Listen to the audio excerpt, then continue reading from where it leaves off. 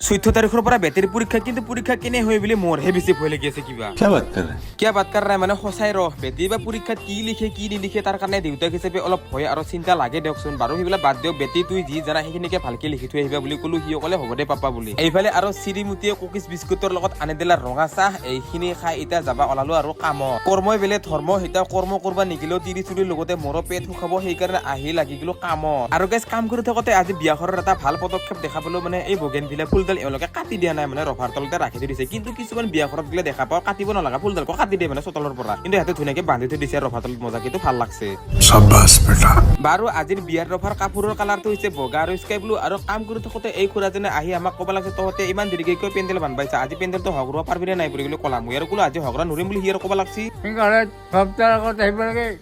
অ খুৰা খং নুঠিৰত হেমালেহে কৰিছো আজিৰ বিয়াৰ পেণ্ডেলৰ ডিজাইনটো এতিয়া হগৰত দি আছো বুলি কৈ ফটাফট বনাই আজিৰ ডিজাইনটো হগৰত দিলো আৰু গাইছ